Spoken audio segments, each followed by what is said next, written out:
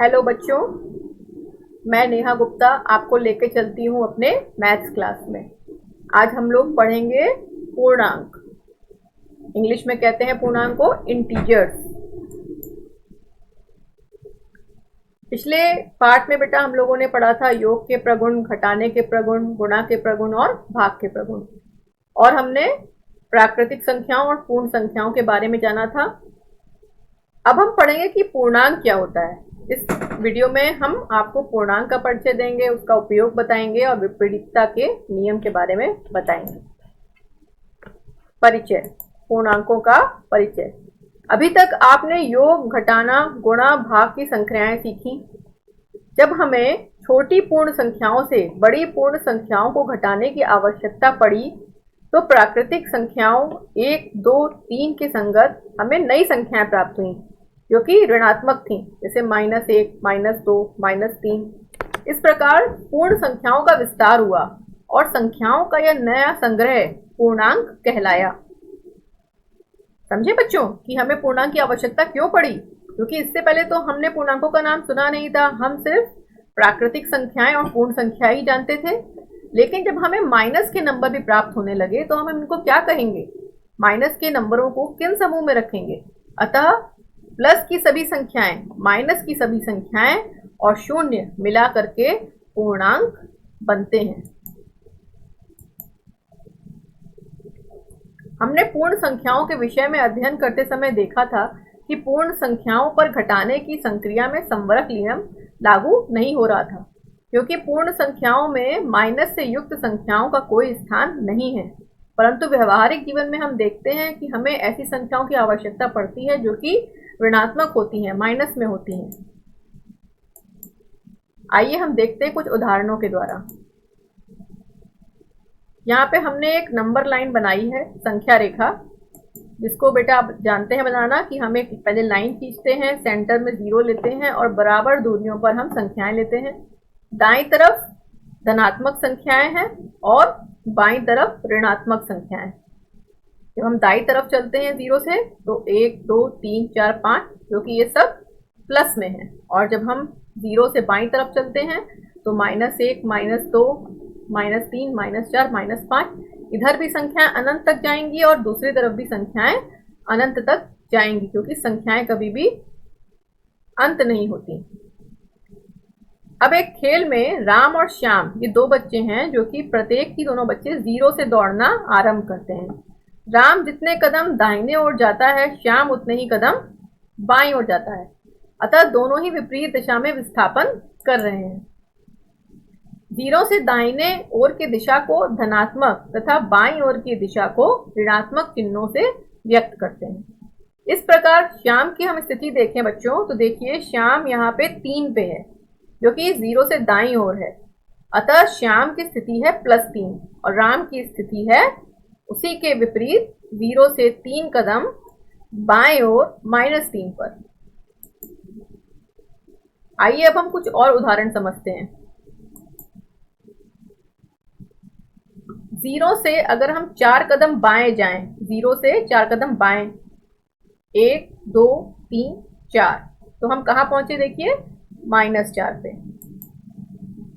यदि हम 0 से 3 कदम दाएं जाएं, दाईं ओर, 1, 2, 3, हम पहुंचे +3 पर।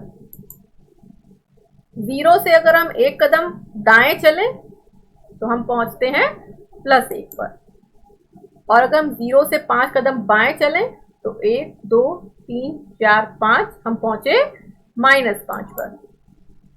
उसी तरह से हम एक और उदाहरण देखते हैं। इसमें सीढ़ियां बनी हुई हैं।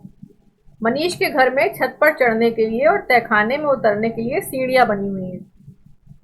जब हम ऊपर की तरफ चलते हैं तो संख्याएं हमें प्लस में मिलती हैं। ये 0 है, ये भूतल हो गया, और जब हम नीचे की तरफ बढ़ रहे हैं, नीचे उतर रहे हैं तहखाने में, तो ये संख्याएं माइनस में है, ऋणात्मक। 0 से ऊपर धनात्मक और 0 से नीचे ऋणात्मक। चित्र में भूतल के ऊपर की दूरियां धनात्मक से और नीचे की दूरियां ऋणात्मक दर्शाई गई हैं। अब हमें बताना है कि हम भूतल से कितनी दूरी पे होंगे यदि हम चलते हैं। कहाँ? भूतल से 4 सीढ़ियां ऊपर चढ़ने के बाद अब ये देखिए 0 जो है ये भूतल है, यहाँ से 4 सीढ़ियां ऊपर चढ़ते हैं हम, 1 2 3 4, हम पहुंचे +4 पे। यदि हम भूतल से 3 सीढ़ियां नीचे उतरते हैं, ये भूतल हो गया, 1 2 3, हम आ गए -3 पर। भूतल से 5 सीढ़ियां ऊपर चढ़ के फिर 2 सीढ़ियां ऊपर चढ़ने के बाद, पहले भूतल से हम चढ़ेंगे 5 सीढ़ियां ऊपर, ये भूतल है, 1 2 3 4 5। अब यहां से 2 सीढ़ी और ऊपर चलते हैं, 1 2, हम पहुंच गए +7 पर। भूतल से 3 सीढ़ी नीचे, ये भूतल पे आ गए, यहां से हमें चलना है 3 सीढ़ी नीचे, 1 2 3, पहुंचे -3 पर। लेकिन इसके आगे कुछ और भी लिखा है कि हमें फिर से 4 सीढ़ी ऊपर चढ़ना है, तो -3 पे थे, अब यहां से दोबारा ऊपर चढ़ना शुरू करेंगे, 1 2 3 4, 4 कदम ऊपर चढ़े, हम आ गए +1 पर। अब भूतल से 5 सीढ़ी उतरने के लिए कहा जा रहा है, पहले भूतल पे पहुंचिए, अब 5 सीढ़ी नीचे उतरिए, 1 2 3 4 5, -5 पे आए। फिर उन्होंने कहा कि 3 सीढ़ी और नीचे उतरिए, तो -5 से हम फिर से 3 सीढ़ी नीचे की तरफ उतरे, 1 2 3, आ गए हम -8 पर।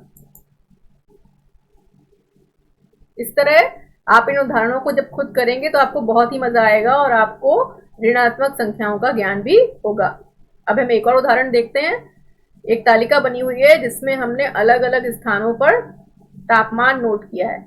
आप देखते होंगे कि अखबार में अगर आप पढ़ते हो तो आपके शहर का तापमान आता है, उसी तरह से अलग अलग जगहों का तापमान भी लिखा होता है कि हमारे देश में किस किस शहर में कितना तापमान है। तो हम देखते हैं कहीं कहीं तापमान 0 से नीचे होता है, जहां बहुत ठंड पड़ती है, जहां बर्फ गिरती है, वहां पे तापमान 0 से नीचे होता है। तो 0 से नीचे की संख्याएं जो हैं बच्चों, वो माइनस चिन्ह के साथ होंगी निश्चित ही।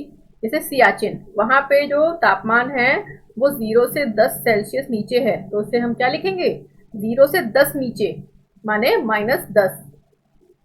ये देखिए यहाँ पे थर्मामीटर भी बना के दिखाया गया है, 0 से 10 नीचे -10, और जो 0 से ऊपर वाले संख्याएं हैं तापमान है, ये सब प्लस में है, और जो 0 से नीचे वाले हैं ये माइनस में। इलाहाबाद में 0 से 30 सेल्सियस ऊपर है, तो 0 से ऊपर है तो प्लस का 30 लिखेंगे। शिमला में 0 से 10 सेल्सियस ऊपर, अब 0 से ऊपर है तो उसमें भी हम प्लस का 10 लिखेंगे। दिल्ली में 0 से 35 सेल्सियस ऊपर, 0 से ऊपर 35 है तो 35 में प्लस लगा के लिख दिया। और श्रीनगर में 0 से 5 सेल्सियस नीचे, तो 0 से नीचे है तो 0 से नीचे आएंगे तो हमें नंबर माइनस में मिलेगा, अतः हम लिखेंगे -5। तो हमने देखा कि तापमापी यंत्र में भी 2 विपरीत दिशाओं में मापन हो रहा है। 0 से ऊपर में प्लस वाले तापमान है और 0 से नीचे में माइनस वाले। चित्र में दिखाया गया है कि 0 से नीचे को ऋणात्मक और 0 से ऊपर को धनात्मक के रूप में व्यक्त किया जाता है। अतः हमने देखा कि वास्तविक जीवन में हमें 0 से छोटी संख्याओं की आवश्यकता पड़ती रहती है, जिन्हें हम ऋण चिन्ह के साथ लिखते हैं। अतः ऋण चिन्ह वाली संख्याएं कुछ और नहीं बल्कि वे संख्या हैं जो 0 से कम होती हैं। ऋण संख्याओं, शून्य एवं धन संख्याओं, इन सबको मिलाकर जो पूरा संग्रह बना, यही पूर्णांक कहलाता है।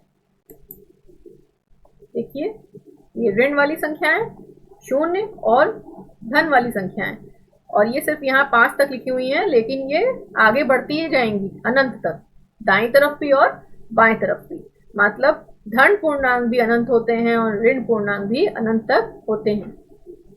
इस प्रकार शून्य से दाईं ओर वाली संख्याओं को हम धन पूर्णांक कहते हैं और बाईं ओर वाली संख्याओं को ऋण पूर्णांक कहते हैं। अतः -5, -4, -3, -2, -1, 0, +1, +2, +3, +4, +5 और दोनों ही तरफ अनंत तक, इन सभी संख्याओं का जो समूह है ये पूर्णांक कहलाता है। संख्या रेखा पर हम देखते हैं संख्याएं बाएं से दाएं की ओर बढ़ी हो रही हैं। आप देखिए जब हम बाएं से दाएं ओर चलेंगे तो संख्याएं बढ़ रही हैं। अतः प्रत्येक धन पूर्णांक, जितने भी धन वाले पूर्णांक है, प्लस वाली संख्याएं, ये सभी ऋण पूर्णांकों से बड़ी होती है। शून्य, ये सभी धन पूर्णांकों से छोटा है क्योंकि ये सभी धन पूर्णांकों से बाईं ओर है। उसी तरह से शून्य सभी ऋण पूर्णांकों से बड़ा है क्योंकि ये सभी ऋण पूर्णांकों से दाईं ओर है। तो बच्चों, इस वीडियो में हम लोगों ने पूर्णांकों के बारे में जाना। अब अगले वीडियो में हम आपको पूर्णांकों का योग, घटाना, गुणा और भाग सिखाएंगे, योगात्मक प्रतिलोम, और उसके आगे के टॉपिक बताएंगे। तब तक के लिए आप पढ़ते रहिए, खुश रहिए और हेल्दी रहिए। धन्यवाद।